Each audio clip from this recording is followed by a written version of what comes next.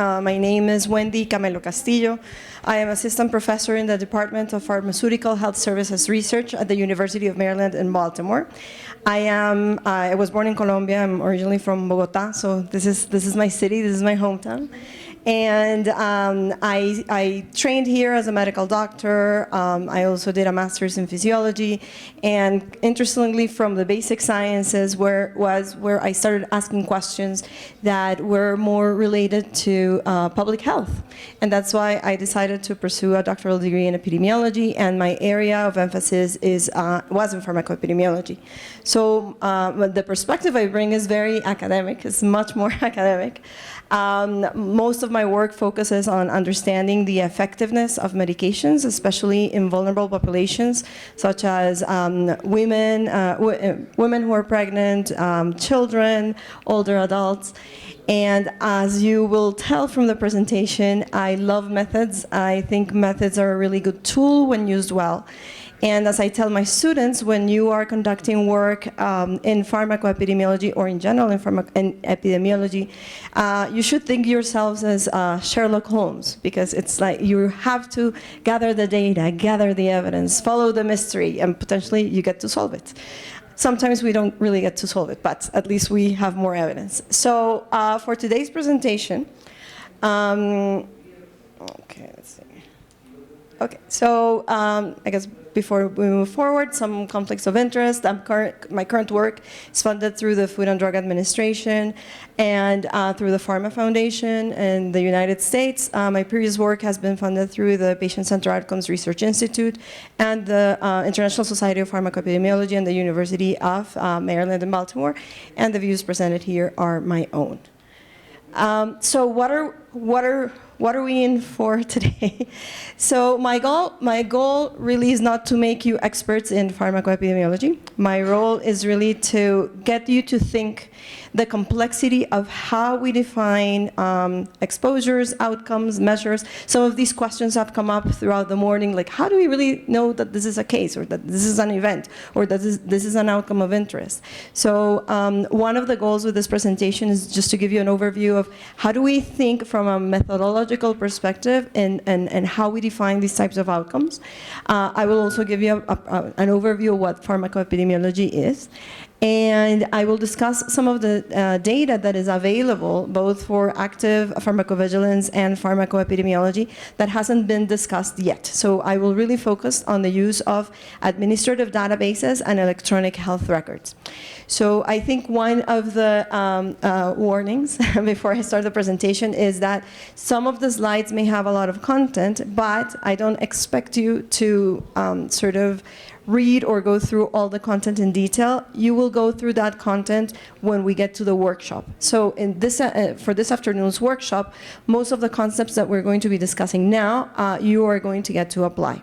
So if some of it feels like, wow, this is like too complicated, the workshop will give you the opportunity to have like hands-on experience on how to think about a research question. Okay, with that. Okay, so the first question is, what is pharmacoepidemiology? And I would like everybody to raise their hand. How many of you know what pharmacoepidemiology is? 3, 4, 5. Keep popping. Don't be shy. Okay, excellent. So I would say maybe 40% of the group knows what pharmacoepidemiology is, which is great. So here I brought two definitions that are from two of the core textbooks in the field. And as you can tell, the common element between the two definitions that is not that different from pharmacovigilance is that we're interested in how medications or drugs are used in the population. But we're also interested in the potential benefits or harms that people may encounter once they start using these drugs. And we know that once drugs are approved and once they're released into the market, the challenge is that individuals use drugs in many different ways. So on one end, we have prescribers who might be familiar with older drugs versus newer drugs, and then they may prefer to choose one versus another. On the other hand, we have patients who might advocate to use newer drugs even though they might be doing fine on the older drug.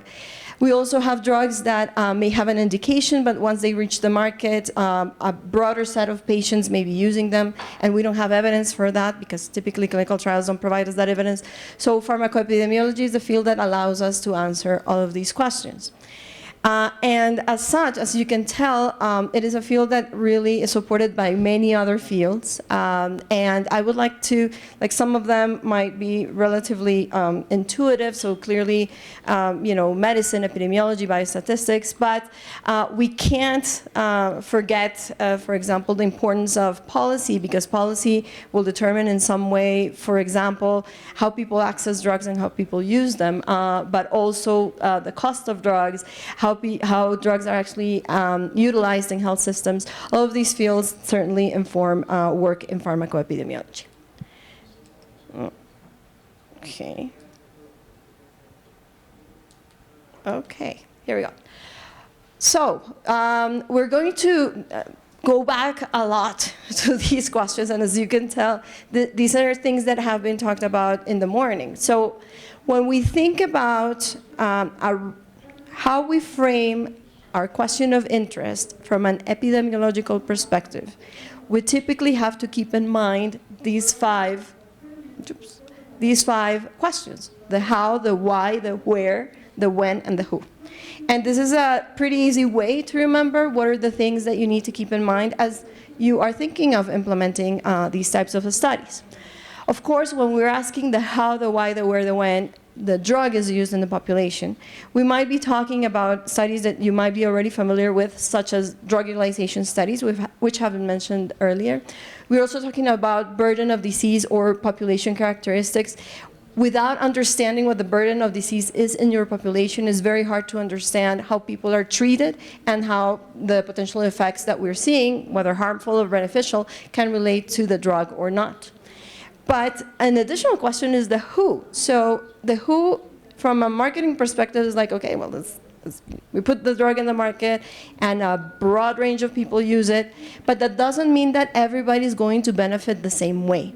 At the same time, it doesn't mean that everybody's going to, it's not expected that everybody will experience the same harms.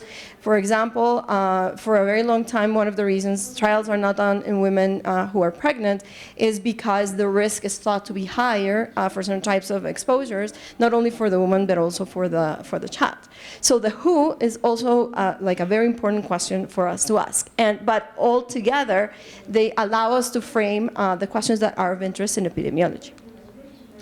However, there's an additional question that goes beyond the characterization of how medications are used and goes beyond the characterization of the populations that use them, and is the question of whether drug X causes outcome Y.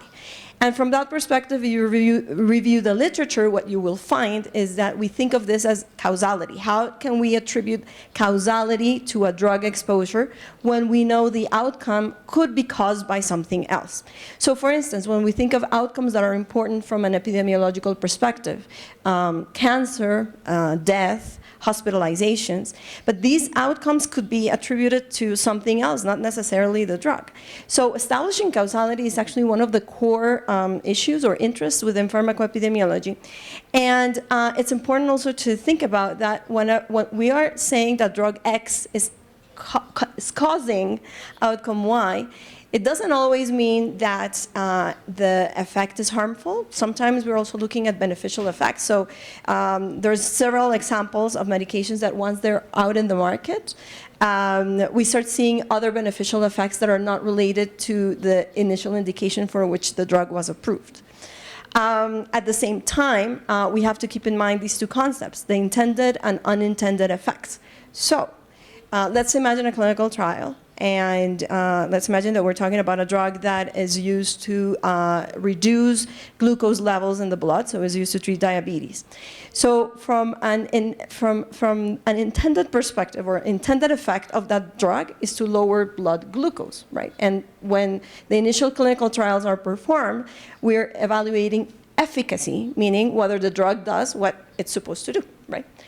But the challenge is that, once the drug goes into the market, we might start seeing other effects that were not the ones that the drug for which the drug was intended. So for instance, maybe some drugs, due to their mechanism of action, they may also cause elevation of potassium levels, or they may also cause further damage to the kidney. And from that perspective, it's not like the drug manufacturer said, oh, I'm going to develop a drug that does this harmful effect. It's really that those effects are not seen in clinical trials, but we will see them once larger numbers of people start using them. So keep this in mind. Intended and unintended effects, they can be both beneficial or harmful. So this is a table to illustrate what this means. So as you can tell in the rows, we have an example of intended and unintended effects. And I'm going to start with the intended effects. So in this example, we're using two medications, angiotensin receptor blockers and ACE inhibitors, both of which share a similar mechanism of action. And again, so if we're thinking of a drug that has been already tested in a clinical trial, ARBs are known to have an effect on blood pressure because they modulate the angiotensin receptor system. So this is an intended effect, so the effect for which the drug was designed, and it's beneficial because it's what we expect. It's like lowering blood pressure, which we know has other consequences, long-term or short-term. However, again, we typically don't have medications in this category. I mean, you can think of toxins or other toxic elements, but really it's not like we're developing drugs that cause harm. What about the unintended category? This becomes a little bit more challenging because we, again, don't typically see this in clinical trials. So what we see is that, for example, some of the unintended effects that could be beneficial are the ones that were observed when ACE inhibitors started to be used by populations who had cardiovascular risk, especially among patients who had myocardial infarction. And what's interesting is that this medication has some effects on cardiac remodeling. So for patients who have had a myocardial infarction, it helps heal the heart, to put it in simple terms. So this is not what the drug was designed for, therefore it's an unintended effect, but it is a beneficial effect. We are interested in knowing about those. Okay, so that was very quick. So again, going back to the unintended effects, so for instance, if you review the literature, what you will find is that there has been some concern for several years in relation to whether long-term use, so use after many, many years, of ACIs or ARBs is associated with an elevated cancer risk. And what's interesting is that clearly cancer is not something that we would want a medication to sort of be associated with, but it's something that we could explore with population-level data, also because we have the possibility of following individuals for longer periods of time. So as you can see, most of the evidence that comes from intended effects, about intended effects, comes from clinical trials, mostly efficacy trials, while the evidence that is generated for unintended effects, both beneficial or harmful, typically comes from observational studies. And this brings me back to a concept that was discussed earlier today, the difference between efficacy and effectiveness. Because for the effectiveness, you can think of effectiveness as the second row, in which we are evaluating whether a medication is better than what is used in standard of care or a comparator within the class, and whether it has both beneficial or harmful effects at the population level. So where does pharmacoepidemiology sort of land in this landscape? So you're all familiar with the drug discovery timeline, and as you can already understand, pharmacoepidemiology, it really takes place during post-marketing surveillance. There's some discussion about whether, for example, there's some newer methods that allow us to simulate or sort of have longer follow-up of patients who are currently enrolled in clinical trials. But for most part, pharmacoepidemiology or pharmacoepidemiology work is going to happen in the post-marketing stage. So, as has been discussed previously, I will not spend too much time here except to get this idea to you. So when we think about a clinical trial, what we think is about individuals that are very similar to each other. So, for example, in a true experimental study, for example, when we're in the basic sciences, so I bring back my physiology, we do have study subjects. In this case, it could be guinea pigs, who can come from the same, even from the same, la misma camada, from the same group, from the same birth cohort.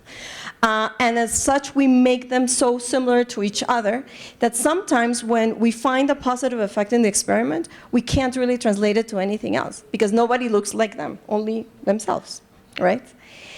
This setting is not really well replicated in human studies because I guess the closest would be twins, but we rarely have twin studies. They're very expensive. We don't have that many twins in the world. And, but what we do in clinical trials is try to identify subjects that are as similar to each other as possible. And therefore, that's why clinical trial entry criteria are so strict. But that clearly imposes certain limitations because it makes trials very costly and also makes the populations highly selective. So what happens when we get to the real world? Well, this is what the real world looks like. Nobody looks like each other. Everybody, has a different sets of comorbidities, has different experiences with different medications, has different preferences. Providers have also different preferences. So why is it important to conduct pharmacoepidemiological or observational studies? Because that's the richness that we're interested in. We're really interested in, well, in real world settings, how are medications used? Who are these medications actually benefiting? So we're getting away from this strict criteria from the trial population into a more applicable population in the real world. Okay, so now we are going to dive into the methods. And again, the full disclosure is, I will illustrate as best with examples. We will have more discussion during the workshop. So, it died. Okay, so the first thing to think about, nobody is average, meaning when we think about populations who have a condition, let's assume, for example, all of us here in the room are diabetics. But that doesn't mean that we all have the same disease experience. Some of us might have been diagnosed yesterday. Others might have been diagnosed 20 years ago. Others might have started medication 6 months ago. Others might be in their second or third line treatment. So even though we all have the same condition, the experience with the condition is going to be very different. And that is also going to influence what treatment we're likely to get. So the first thing to think about, especially when we're trying to assess causality between a drug and an outcome in population settings, is that you need to figure out which is the population that is kind of more similar to each other. And that means that even within a definition as broad as we are all diabetics, you might need to identify what are those subgroups that you believe and have evidence, potentially, can be at highest risk for the adverse outcome or can be at the highest risk for the beneficial outcome. So that's the first thing to think about. The second thing is we're going to be focusing then, with this in mind, we're going to focus on these four concepts. How do we identify our source population? How do we identify the exposure, meaning how do we identify if people are actually using the drug or not and attribute that effect to the drug? How do we identify the outcome of interest? And of course, are there any other factors that could explain the occurrence of this outcome that have nothing to do with the medication? Because, for instance, let's go back to our example in diabetes, right? We know that diabetes increases the risk of cardiovascular outcomes. So myocardial infarction is not uncommon. It's highly prevalent among patients who have diabetes. So if we think that the drug that we are studying is associated with a higher risk of myocardial infarction, it means that that risk is above and beyond what the general population of diabetes patients has. And so that's the piece that becomes a little tricky. Are there any other factors that could explain the drug outcome association that is not related to the drug? So again, we have to put our Sherlock Holmes hats on. So in this example, very quickly, The key thing of a randomized trial is that treatment is randomly assigned. So the illustration is you flip a coin. So assuming everybody has like the same characteristics, you flip a coin, and then if you get tails, you get assigned to treatment A. If you get heads, you get assigned to treatment B. In the real world settings, that's not how it happens. So we still may have the same group of people, but how treatment is assigned depends on many things. Depends on, again, whether the provider knows about the medication or not, whether you have certain comorbidities that make you more likely to get a medication. So for example, diabetes patients who have high blood pressure are more likely to get prescribed with ACE inhibitors because ACE inhibitors have other preventative effects. So we're going to try to tease out how do we define this population that is likely to be treated with the drug of our interest. And of course, we're also going to discuss how do we identify the controls. So the first thing is we need to figure out who is it that we're going to be doing our study among or upon. How do we identify the study population? And as you can tell, these three words already came up in the previous talk: person, time, and place. And it sounds pretty simple. It's like, oh, yes, obvious, I can, like person, time, and place. But as you can tell, there's a lot of questions that need to be asked about person, time, and place. And so I'm going to illustrate this with an example. So imagine that you are interested in knowing whether individuals who are prescribed with ACE inhibitors whether ACE inhibitors are more effective than thiazides or thiazide diuretics in lowering blood pressure among patients with hypertension. And so that sounds pretty specific. You know, it's like, well, yeah, sure, like, why not? Let's do this. But when we look at the population, right? Well, actually, our population of people who have hypertension is very, very different. So we may have children. We may have women who are pregnant. We may have patients who have kidney disease. We may have patients who have failed all first-line treatments. And so thinking about who is this question applicable to implies that you have to discuss all these questions around person, time, and place. So who is more likely to be benefited, for example, from these two treatments? Are these medications used as indicated, or is this off-label? So you could argue that, for instance, maybe for older adults they're indicated, but for pediatric use they're not. They're usually off-label. When did the drug come into the market, and how does that affect how people use it? And of course, the third question around place is quite interesting, and we're going to have a lecture also on hospital-based active pharmacovigilance, because the place where the medication is administered will determine where you can measure that exposure. So for example, if we're thinking of the outpatient setting where a provider gives a prescription, you go to the pharmacy, you pay for the medication, a billing claim will be generated, and that is going to go to a database. Think of a second setting. A person gets hospitalized and receives the medication in the hospital. So you will only see the medication if you have hospital records, but you won't see it in the pharmacy claims, right? The third setting is one that is a mix of the two, because some medications can be administered in the outpatient clinic, so in the regular clinics, but need to be administered by a provider. So it's an injectable or something that needs a procedure to be administered.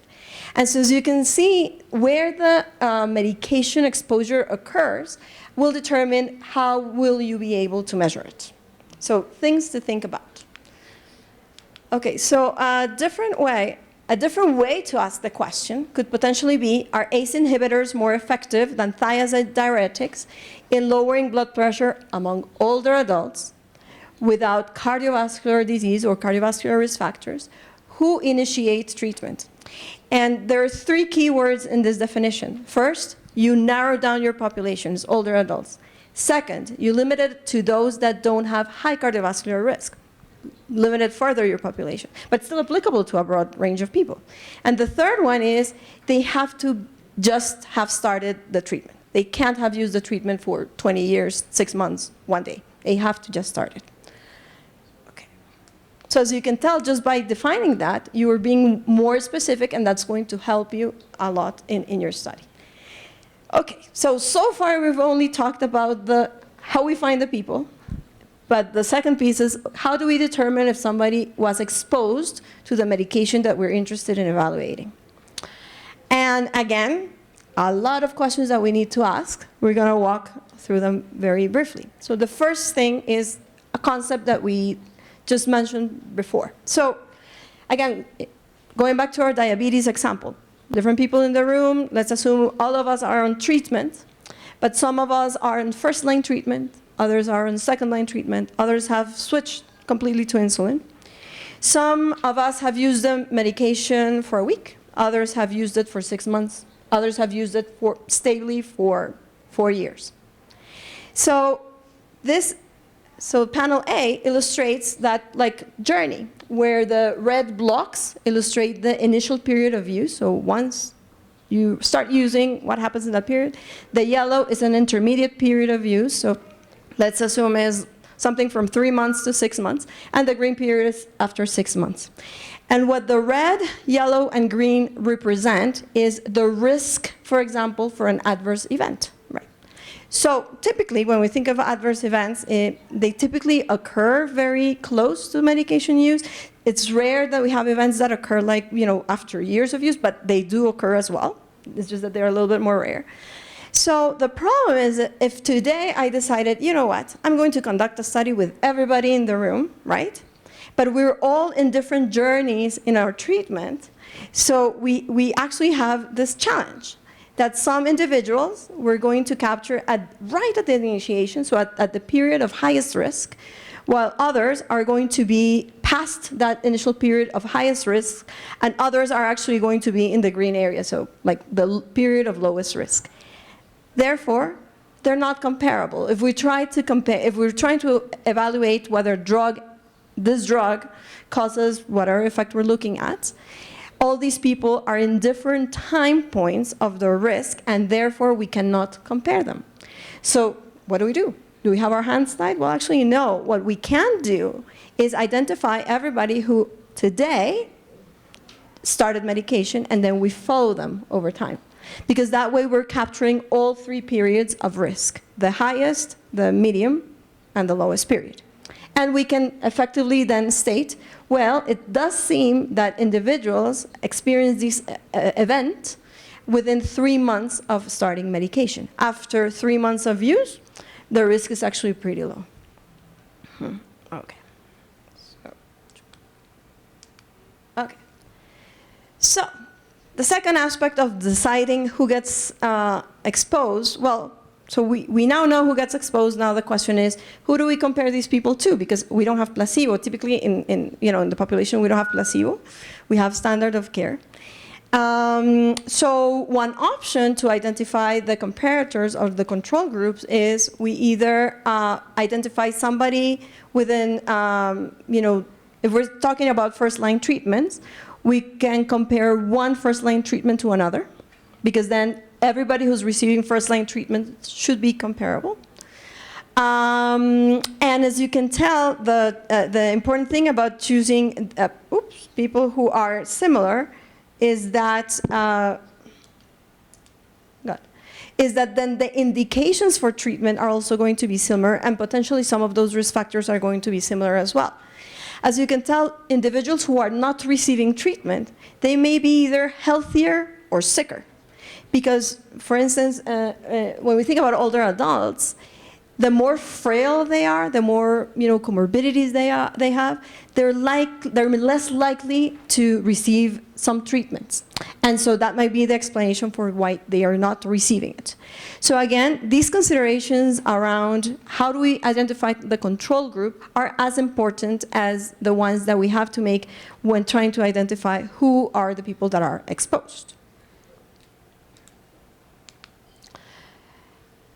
Third challenge, what we call in epidemiology confounders. And you've heard throughout the morning concepts like bias, right? So bias means how much error do we have in the association that we're looking. And the challenge with confounders is that we know that in clinical trials, because of random assignment, we are typically controlling for confounders. But in observational studies, we know that there are factors that affect whether treatment is received or whether the outcome is present. So let's sort of talk about this a little bit more. And the key question is, how much of the association between the medication and the outcome can be explained by other factors? In some cases, confounding can be so strong that in reality there's no association between the medication of interest and the outcome. So, key questions to ask when thinking about a confounder, and I will show you an example, but first think about these questions. So in relation to the treatment, for example, does severity affect who gets prescribed and with what? Do health providers have a preference over prescribing one medication versus another? Or does the presence of comorbidities, for example, if people have diabetes, if people have asthma, if people have COPD, are they more likely to be prescribed or not with a medication of interest? But the challenge with confounders is that they can also affect like whether the outcome occurs or not. So, for example, even if they were not using the medication, would these patients still be experiencing the outcome, right? So let's go to the next slide. So in this example, we're going to use non-steroidal anti-inflammatory agents, or NSAIDs. And it's a very well-known association that NSAIDs can increase the risk for gastrointestinal hemorrhage or bleeding, gastrointestinal bleeding. But when we think about, so let's say we're interested in older adults, because older adults are more frail, they're more likely to have gastrointestinal bleeding, but they're also more likely to have conditions for which pain management is warranted. So then the question is, how do we know that the base conditions that older adults have are not the ones that are causing the hemorrhage versus the medication that we're evaluating? And so for that, we need to understand, well, that potentially the choice of NSAID may affect this, because some NSAIDs have, like a higher risk versus others. Also, providers may prefer, prescribing NSAIDs that have a lower risk versus a higher risk when they know that an adult is more frail. And also whether the management for the condition, in this case pain, is something that is of chronic or acute nature.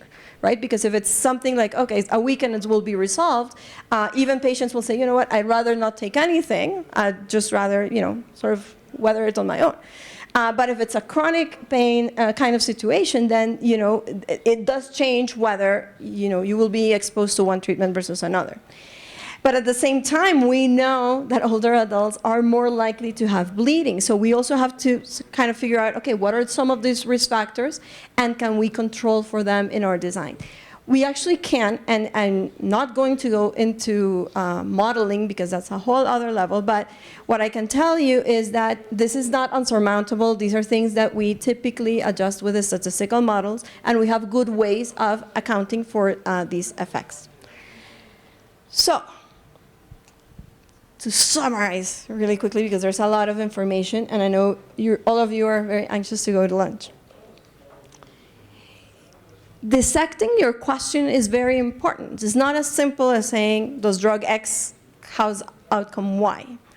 There's a lot of considerations that you need to make, also because, as has been discussed previously, different sources of data pose different challenges. So we talked about registries, we've talked about, we talked about the Sentinel system, we talked about active pharmacovigilance systems, and all of them have weaknesses and strengths that allow us to get measures that, if not, they're not perfect, but they allow us to make decisions, and especially when we think that, this has a significant healthcare or public health impact. So I'm going to very quickly, very quickly, just mention some characteristics of databases that we will be talking about in the workshop.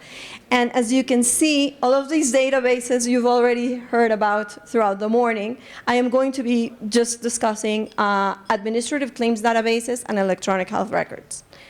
So what is an administrative claims database? So every time you go for a doctor's visit, every time a procedure is done to you, every time somebody gets hospitalized, every time you go to the pharmacy and claim your medication, there's a billing claim. Somebody's paying for it.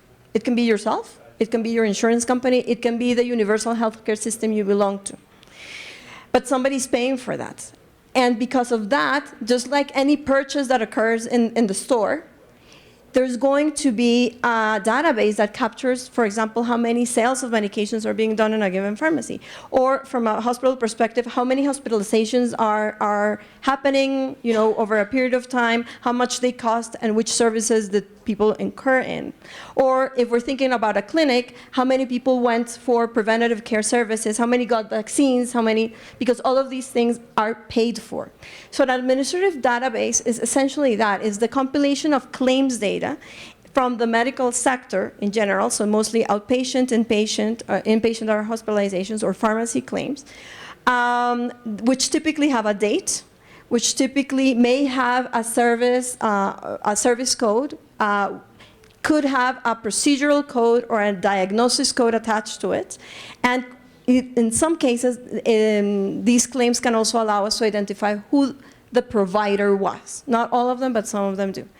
So as you can tell from this information, there's a lot of rich data there, because think about the last year in your own health journey. How many times did you go to the doctor? How many procedures did you receive? How many medications did you receive? If you have a timestamp, you know throughout the year that, for example, if you're treated for a chronic condition, potentially every month, you're going to the pharmacy to claim your condition. And you also know what the diagnosis would be. So claims databases allow us to capture that information. There's certainly some limitations, and the biggest one is how people or how data actually gets entered into the database, because, for example, for things that are not billable, they're not going to show in the database. So, for example, something like obesity. If somebody is overweight or obese, even if there's a diagnosis code for it, the fact that somebody is sort of stepping on the scale, that's not going to be paid by anybody. That's not a procedure that is paid by anybody. So that's why, for example, they may be underreporting of certain conditions for which there's no payment involved. But there's clearly important strengths, such as being able to really, especially if we're talking about universal healthcare systems, to counter. So it's the medical chart. So whenever you've been to the doctor, some doctors may be typing on their computer and others are writing and then later putting it in the computer. But when they're typing, what they're doing is they're entering data in fields, and that data is collected and it's sort of amassed in a database. So same thing as administrative claims data. You have a timestamp, you have diagnoses, you have procedures, you have a provider. So with that, you can track over time, for example, how many times did a person fill a prescription? How many times did they get vaccinated in a year? And if they got vaccinated and came back 3 days later because they had high fever and were vomiting, is that attributable to the vaccine, right? So electronic health records are also an interesting source. They also have some limitations. Those are lower, especially in universal healthcare systems. So in European countries and some countries in Latin America, that might not be a limitation. But for example, in the US, it's a huge limitation, because people can go from one health system to another. So you don't have that very long follow-up time on individuals. And one of the biggest challenges is that sometimes not all records are linked. So in our head, it's like, why wouldn't you link emergency room, things that happen in the emergency room with things that happen in the hospital?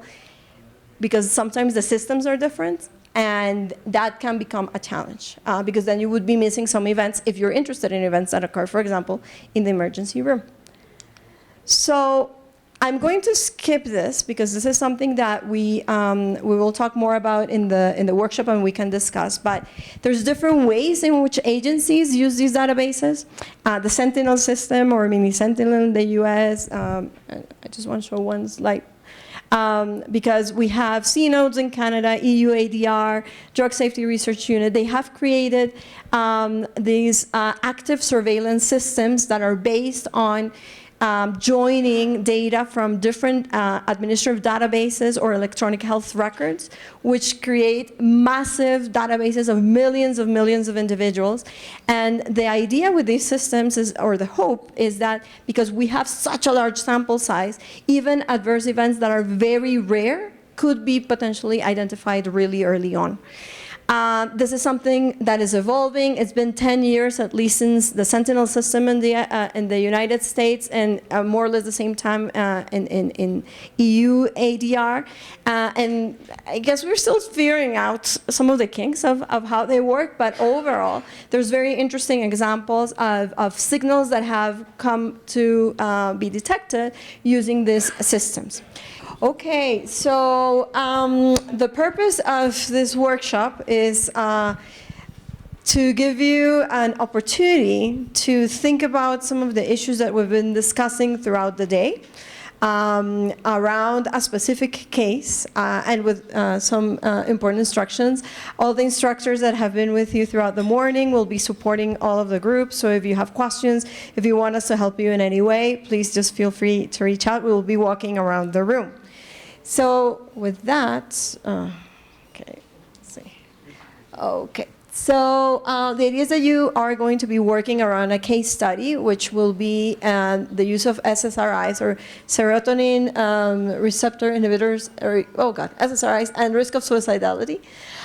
Each group will be assigned a specific database and a specific aspect that they have to explore in the database. So some groups will be in charge of discussing how would you identify a study population, or how would you identify the exposure.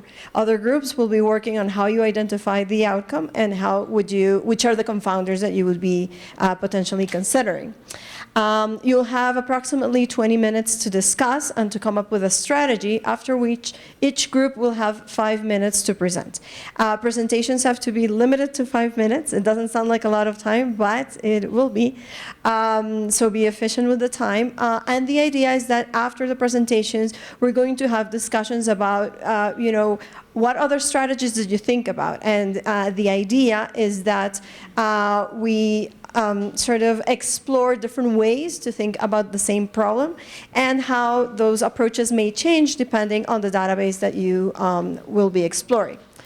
So the case study. So this is a really interesting case study. Most of you are probably familiar with this case. It started in 2003 when Glaxo presented reports from the clinical trials that showed that especially in patients who were treated with paroxetine, there was an increase in the risk of suicidality or suicidal events. This led to a series of studies that were conducted both by the FDA and by MHRA. Some of them were observational studies, others were extensions of the clinical trial, and the idea was to explore which subgroups were more likely to have an increased risk of suicidality, and it was determined that one of these subgroups were children and adolescents. And this is a very interesting case because when we think about how SSRIs are used, SSRIs are a class of antidepressants, and they can be used, and they have an indication for use in adolescents, basically to treat mood disorders. But at the same time, youth who are diagnosed with mood disorders, just due to the course of the disease or the condition, they could also have a high risk of suicidality. So the question is actually pretty tricky because on one end we have a condition that increases the risk of suicidality, and on the other end the medication could further increase that risk. So the question is, are SSRIs associated with suicidality in youth who take this medication as indicated? So you are in charge of answering this question, and you're going to be designing an observational study to explore whether this association is actually true. And as I mentioned earlier, each one of the groups will be assigned a specific database or a specific data source. So when you think about how would you solve the case, think about what are the strengths and limitations of the data source that you have been assigned. And of course, you can take out your laptops, you can look into the internet, you can look at the presentations and the materials, the content of the presentations of this morning. So you can use all the materials that we've used throughout the day.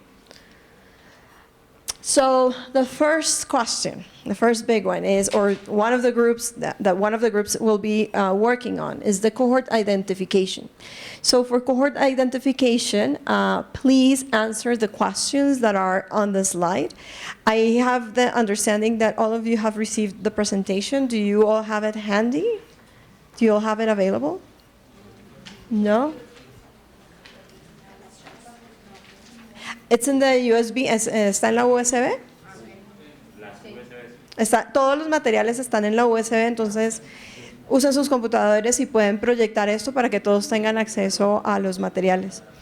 Okay, so for those who are working on cohort identification, you will need to address some of these questions. So how would you determine if somebody has a mood disorder? Which criteria should patients in your study meet? Who should be excluded? Which years of data should be used? And please also keep in mind that even though the initial alert came out in 2004, since then several studies have been conducted. And so place yourselves as of today, 2019, how would you conduct the study today? So you would have more than 10 years of data. So for those of you who are going to be working on the exposure, again, there's several questions that you need to think about. It doesn't mean that you have to answer all of them. It just means that you need to discuss them within your team. And all of these questions have to do with timing. How do you actually determine who was exposed for how long? When was exposure started? If dose is important, or if you think dose is important, how would you measure that? So considerations that you need to keep in mind. And that will vary depending on the database that you have. For those of you who are going to be working on outcomes, so as you can tell, it's not as easy as saying, how do we measure this? There's a lot of layers, and of course, suicidality is a big concept. It's very different to saying, let's measure myocardial infarction, which is like a very clear-cut event. Suicidality can encompass many things. So also discuss with your group, how would you define this? What are key things? What are key things that could definitely lead you to prove that the drug is actually associated with the events that you have defined as suicidality? And also think about the setting. Where are you going to be measuring these outcomes? Some of these outcomes may happen in the community, in the hospital, in the ER, in the patient clinic. So when or where are you going to be measuring these outcomes? And of course, it's interesting that this slide only has 3 bullets, but confounders are actually one of the most difficult discussions that one can have when thinking about designing these studies. And so these bullets are very broad, but the idea is that if you have an understanding of the exposure and the outcome that you're trying to measure, like what other things could explain the outcome that are not related to the medication or the use of the medication. That's one way to think about how we're approaching this.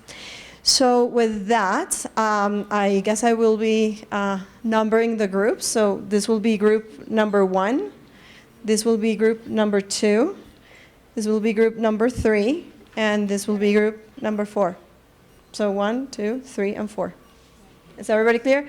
So for group number 1, so please, since we have fewer groups than the ones that are on the spreadsheet, if you all look at the table and the group assignments, group number 1 will remain the same. Group number 2 will be working on the registry, so it will be the line that was originally assigned for group 3. So you will be doing registry, cohort selection, and exposure. Group number 4 will be doing the same as in the sheet, group number 4. And you're going to be doing exactly the same thing as here in the sheet, group number 4. And group number 3, that will be the difference. Group number 3 will be doing what is in the line for group 6. 6. Mm-hmm. Yes. We're going to focus only on EHR and registry. Yes. So let me repeat that again. Group number 1 will be working on EHR and cohort selection and exposure. Group number 2 will be working on registry as a database and cohort selection and exposure. Group number 3 will be working on registry and outcome and confounders. And group number 4 will be working on EHR and outcome and confounders. Are we all clear? Does anybody need more clarification? Questions, of course. So, okay, so I guess we can get started. Please review the presentations in your USB drive. We will also show them here on the screen. And we'll be around the room in case you have questions. The following, since groups 1 and 4 worked on electronic health records, we will start first with group 1 to discuss the cohort selection and exposure, and then group 4 will present on how they defined outcomes and confounders. The next two groups to present will be groups 2 and 3. Both of them were working on the registry, and they will be presenting in that same order. So group 2 will present on the cohort selection and exposure, and group 3 will discuss how they define outcome and confounders. So group 1, the microphone is yours. Can you display those questions? Yes, of course. So, para la presentación, gracias. Of course. And please use the microphone. Sure. The power is yours.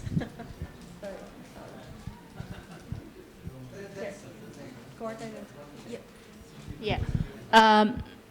So the first question was, how would you determine? Next one. Yeah. Thank you. No. This is good. Yeah. So not this one? Yes, it was. Let's start from. Yeah. Okay. No, the first one, it moved to the, yeah, good, that's good. Yeah, so how do you determine if someone has a mood disorder and which ICD code or data fields should be used? So we're working with EHR. In order to determine the mood disorder, we feel the best place to look is the ICD-10. I guess it meant ICD-10, principal diagnosis code. Some supplementary information can also be obtained through the progress notes and diagnosis, which is diagnosis at current visit. I imagine for most part on patient's chart, that's the ICD code for diagnosis. And should outpatient, inpatient, and emergency department encounters be included? We feel for the most part, the outpatient encounters should be captured. Which criteria should the patients in your study meet? Consider risk factors, comorbidities, and the current treatment. So we talked about criteria for inclusion for patients. Some of the criteria we talked about are, well, first and foremost is socioeconomic status, which sometimes can be obtained through postal code and demographic information. It's not very clear in this EHR system if those were captured. And next is prior history, health history, either related to mental health. So those can be from medical history, as well as the next is family history, which is included in the medical histories, and previous prescription information. So those who needs to be excluded would be if there were previous prescription of drugs with known side effects of depression. So the yes, those should not be included. People who had the previous prescription of those. We talk about some of the potential comorbidities, such as, for instance, postpartum depression, and with family history of depression. Those sometimes, though, information may not be captured in the records because the information usually is incomplete. Current treatment. Did we talk about that? No, we didn't really get there. Well, anybody can jump in after. Who should be excluded? So essentially, the one we set the criteria, the ones that does not meet should be excluded. Which years of data should you use? Because we decided to use only consider patients with the new prescription of SSRIs, we feel we will include from year 2000 and normalize the cohorts against the beginning of the exposure. Next slide, please. Yeah, thank you. Your plan to identify with disorder who recently initiated. Yes. Do you need to summarize? Yeah. So when someone starts treatment with an SSRI, we decided to use the billing data, which is essentially from the pharmacy, and now, the second point, the differences between these different data sources, essentially, self-report is often unreliable, probably not the best way to go. Prescription data is less accurate than fulfillment data, than medication reconciliation. So wherever there is the reconciliation data, that would be closer to the true drug utilization information. So that would be the first choice. How will you determine when someone, and this one is very, very difficult to have accurate determination. Sometimes I think we can estimate by the prescription period, but we have no true measure to know really. How will you identify those? Those should be captured in the pharmacy dispensing data. And we decided to focus on SSRIs to include all of them, but the advantage is that we will have all information, and why we did not choose to focus on the new on the market, newly authorized SSRIs, is because sometimes they haven't been on the market for a long enough period to get enough data for a meaningful analysis. Anything to add? Great. Excellent. Well, great presentation. So I hope you can understand my scribbles. So just some summary things. If I ever write RX, it refers to the prescription. TTO, for me, it always means treatment, so that was kind of a slip. And I always summarize like outpatient or inpatient with PT, so in case you get lost, and I hope you can understand. But I think it's a really interesting approach. I just have a couple comments. This was an interesting one. We typically don't think about these medications that can lead to depression because, well, I guess from a logical perspective, if you're taking an additional medication that may increase your mood symptoms, well, that can definitely be a confounder. The one comment I had was around comorbidities and including postpartum depression as a comorbidity. And this has to do with study population because when youth, well, first of all, we're talking about adolescents, right? And we do know that teen pregnancy, the prevalence of teen pregnancy does vary, across country and across settings. But the challenge is that postpartum depression has pretty much its own mechanisms of action and its own treatments and own considerations, that they could be a population of interest on their own. And the management is actually slightly different. So just to consider, I agree, it is an important population, but typically if we're focusing on teens, we would exclude them and not include it as a comorbidity, just because it's like a very, very, very different population. Very interesting. So group 4, what are your comments on the outcome and confounders?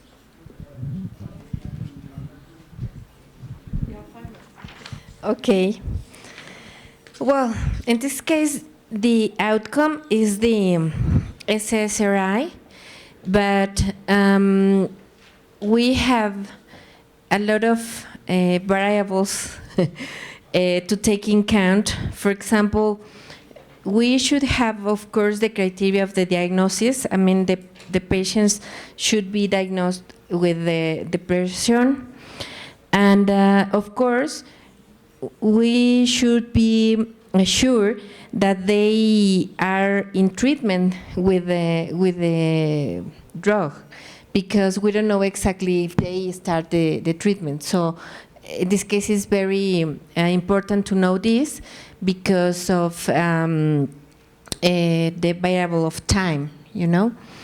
And another thing is the adherence to the treatment. And in this case, we will have this what's the name? The electronic health records.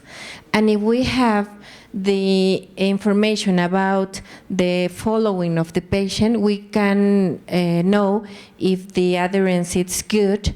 And in this case, but it's confusing, because if we don't have this information, it will not be possible to assess this.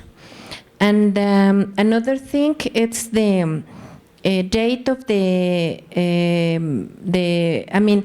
correct diagnosis, because we are thinking on that these patients will be arrived to the hospital, to the emergency service, but not exactly with a diagnosis of SSRI. I mean, they arrive with probably as overdose or something different. But at the end, we need a lot of information in order to determine if it is the outcome that we are studying. So another thing, so concomitant medication and clinical history, of course, and other factors to can cause confusing in this case. And I think that's it. I forgot something? No, yeah, I think that's it. Sorry. Excellent, thank you very much. And I did have some discussions with this group, so I will just add a couple of things that might have been gleaned over.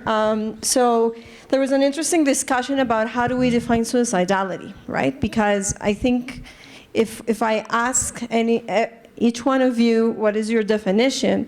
All of you is likely going to give me something different. Suicidality is a really difficult outcome to measure because it can be a suicidal attempt, it could be an action that could be indicative of self-harm. And sometimes that is not how it's coded in the data or how it's represented in the data. We may find that, as they were mentioning earlier, maybe it was an intoxication, maybe it was a poisoning, maybe it was like an injury, maybe it was hemorrhage. So figuring out through different events whether they are related to suicidality or not is part of the challenges of defining this outcome. And I think in terms of confounding, so we clearly talked about depression, and both groups have talked about depression, but also we need to consider potential severity, like severity of mood symptoms. And of course, if people are not taking the treatment, even if we find that there's a pharmacy claim, or a record in the medical history that says the medication was prescribed, it's always good measure if we can actually confirm that people are taking the medication, because otherwise it's in the data, but if people are not taking the medication, it's not really causal, so it's not really causing the outcome. So thank you for the discussion. Now we're going to ask the same question. But now we have a different data set. So now we're thinking in the registry world. And please, group. Oh my God, oh my God, oh my God. So sorry.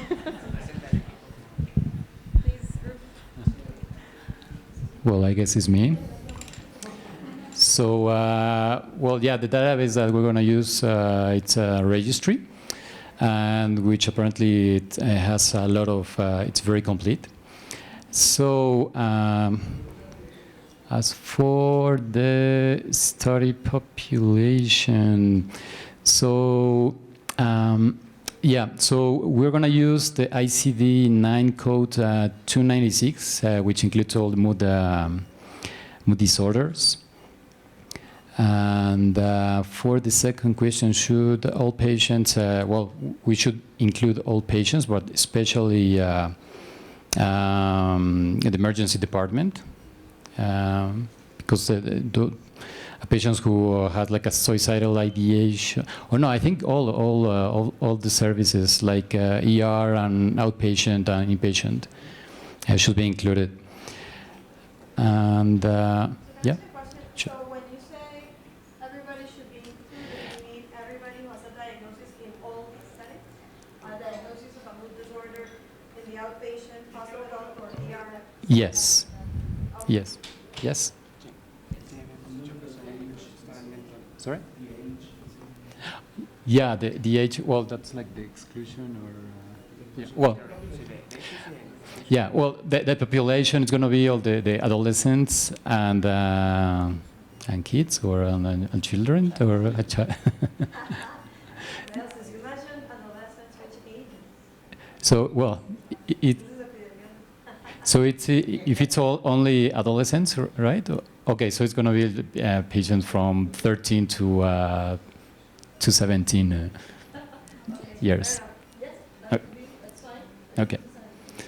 After that, which criteria should patients in your study meet? Okay, so well, they have to be less. Well, they have to be adolescent. And for the exclusion, we should exclude patients who have already like suicidal ideation in the past.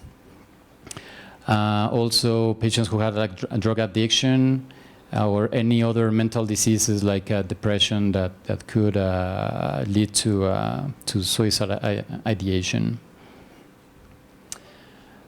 As for the last question in the cohort identification, well, we think we should include like all patients like since 2000.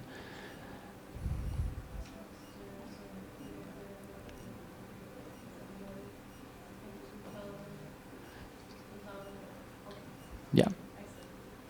Okay, so for exposure, we didn't have too much time to look at it, but well, so all patients in the registry are already users of SSRI, so they are all first-time users. And should prescription data, medication reconciliation, I don't know about this one. Do you have any comment? No? Because, well, we have linkage to the insurance, so to claims, so probably we can do some linkage, and we're going to have just like prescription data. And so next, how will you determine somebody stop? Well, with the claims, if a patient just stop asking for the medication, it's going to be like a, yeah, the patient is not going to be anymore asking for the medication.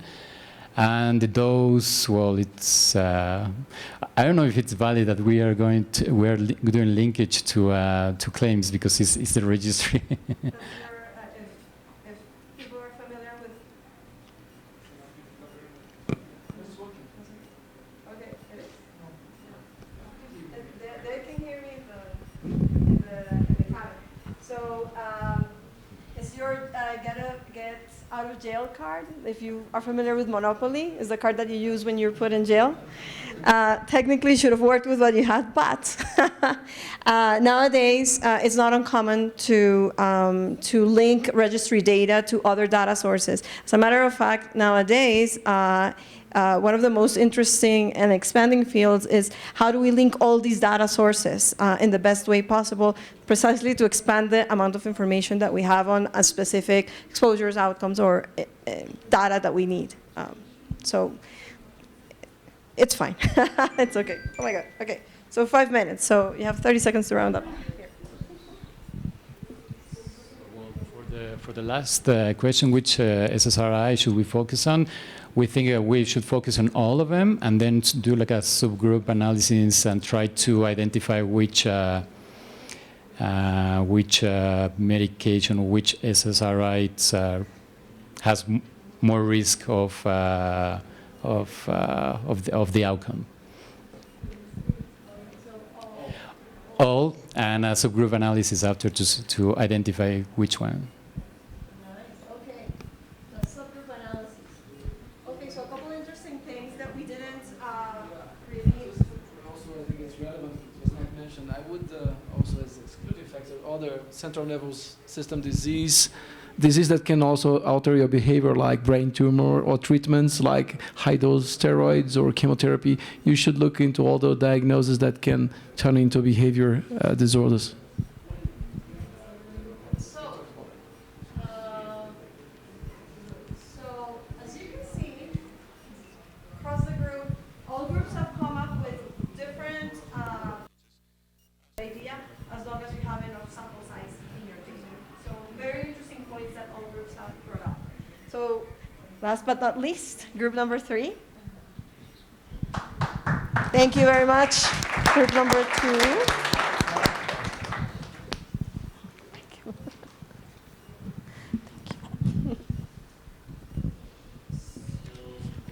The outcomes are kind of the same as the other group, the register group. You should use this microphone. This is loud. Now? Yeah. So are kind of similar.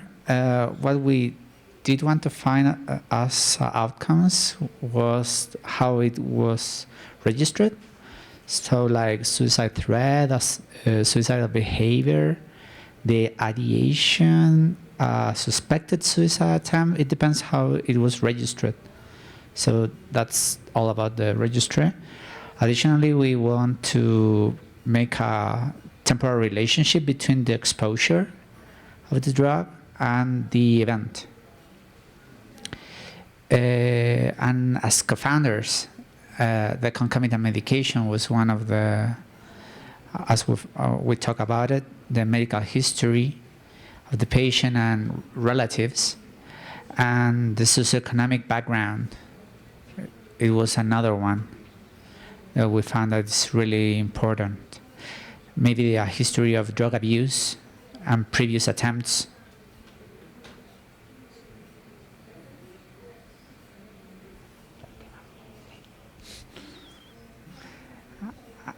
I would say that are the major co-founders that we found that are similar to the other group.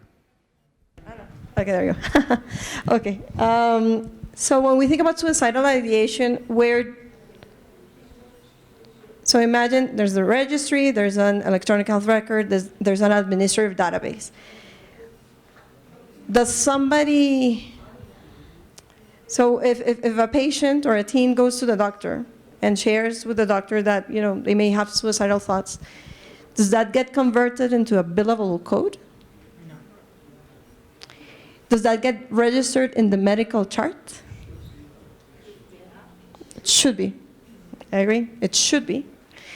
How would that get captured in a registry? Who would report that? Because registries are based on self-reporting, for most part. Who would report it? If somebody's coming like for the registry visit, like 6 months afterward, is that going to get reported? So I think the last group brought a very important point in terms of distinguishing these things and how we can actually measure them, because suicidal ideation is something that might be captured in the clinical visit and maybe in the clinical notes, but that might not necessarily lead to a diagnostic code itself, right? Let's think about a suicidal attempt, right? So again, claims data, electronic health record, registry. So would a suicidal attempt generate a procedure or generate an encounter with the medical system? So somebody said an emergency visit possible, a hospitalization possibly. Maybe not if the suicidal attempt actually is final. We might not ever see the patient in the medical system. We might see it in the death registry, but not in the medical system. So as you can see, incompleted attempts are the ones that are likely going to be in the health system, because after a suicidal attempt, the individual may require care, right? And therefore, it can be in the medical history, it can be in the administrative database, it can be reported as well if it's severe enough in the registry. Like 6 months after, they come to the visit, did you have suicidal attempt? Oh yeah, I ended up in the hospital. Okay, you have it captured there. Now, suicidal behavior. This is even more, gray areas, more gray than ideation.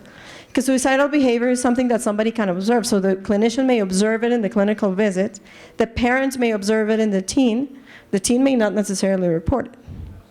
Where would that be captured? Maybe in neither of the data sets that we're looking at, maybe, possibly, a slight probability that it could be captured in the electronic health record. So as you can see, even though a suicidal event is a very hard event, it's a very dramatic event, how to measure it is not as simple as it sounds. There's a lot of different considerations that need to be kept in mind, and it's that also relative to which data set you are planning to use.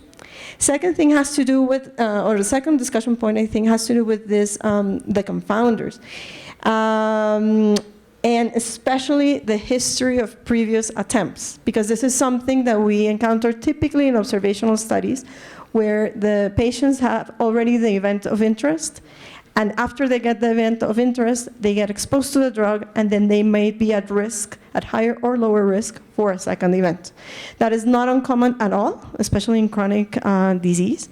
In this case, if we have youth with mood disorders that are severe in nature or not well controlled, we may have some youth that have had previous attempts, suicidal attempts. Now, one option is that we exclude everybody who has had a previous attempt, just because those kids might have a different type of severity of disease.